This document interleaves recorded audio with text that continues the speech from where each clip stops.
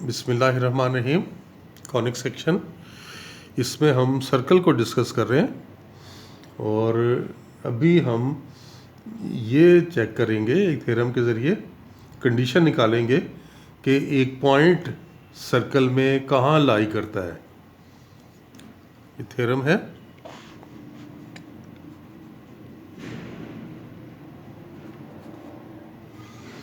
Theorem की condition लिख लेते हैं।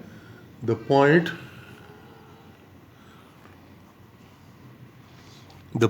P x1 y1 lies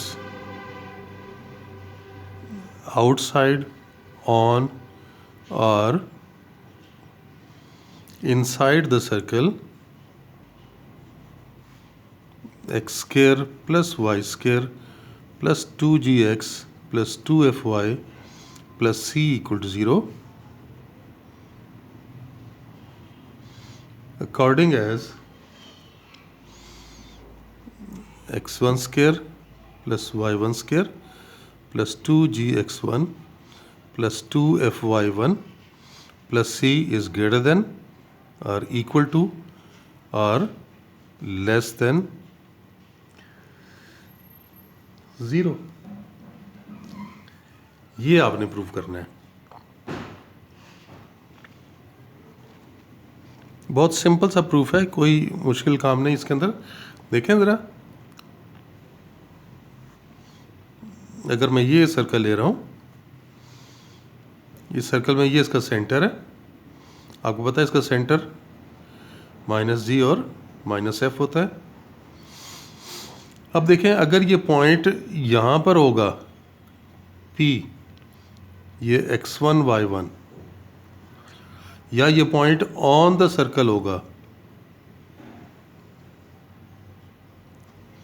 या ये पॉइंट इनसाइड द सर्कल होगा।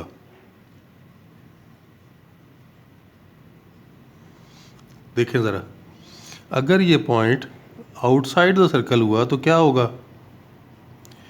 ये जो डिस्टेंस है, ये डिस्टेंस इसके रेडियस से ज़्यादा आएगा। Whenever a point lies outside the circle, then the distance of the point from the center must be greater than the radius. तो ये जो डिस्टेंस है OP, it must be greater than radius। और on the circle के लिए ये देख लें, अगर ये पॉइंट सर्कल पे लाई करेगा, अब क्या हो रहा है कि ये जो डिस्टेंस है, the distance between O and P must be equal to the radius. और जबकि तीसरा केस ये देख लें ज़रा, अगर हम ये डिस्टेंस लें OP, तो ये वैल्यू अब देखें रेडियस से कम आ रहा है ना, लेस देन रेडियस होगा। तो ये बात हम यहाँ पे लिख लेते हैं। रेडियस तो आपको पहले से मालूम है, आपको पता है इसका सेंटर जो है सर्कल का, पता है आपको, -g और -f होता है, जबकि रेडियस जो है वो g square plus f square minus c square root. Distance of the point from the centre ले लेते हैं, तो वो आ गया x1 plus g square, y1 plus f square और स्क्वायर रूट। ओपन कर लें, x1 square plus y1 square plus 2gx1 plus 2fy1 plus g square and plus f square square root. अब यहाँ पर बताते हैं, the point P x1 y1 will lie outside, on or inside the circle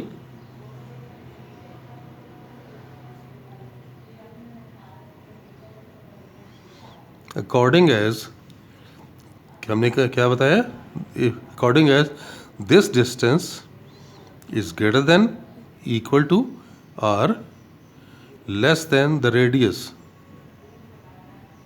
ये बात अभी मैंने आपको फिगर में समझाई थी, वही बात यहाँ लिखी है मैंने।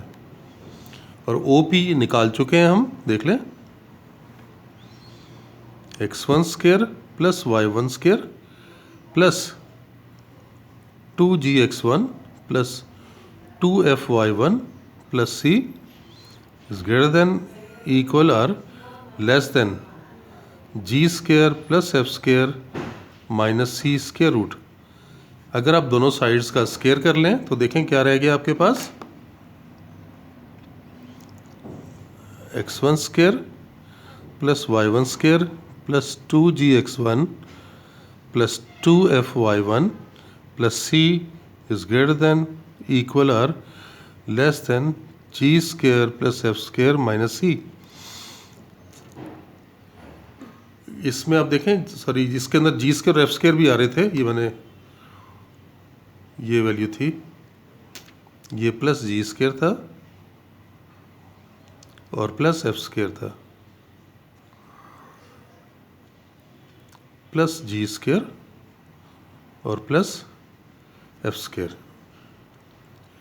ये वैल्यू लिखी है ना O P, x1 square plus y1 square plus 2gx1 plus 2fy1 plus g square plus f square. ये 2gx1 2fy1 plus g square plus f square. अब आप देखेंगे g स्क्वायर और f स्क्वायर दोनों तो ये इधर पे कैंसिल हो जाएंगे। इस माइनस c को आप अगर लेफ्ट पर शिफ्ट कर लें तो आपके पास आ गया x1 square plus y1 square plus 2gx1 plus 2fy1 plus c is greater than, equal, और लेस देन 0। तो और यही कंडीशन है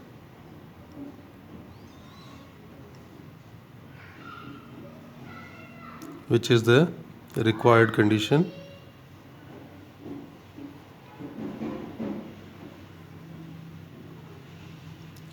for P to lie outside, on, or inside the circle।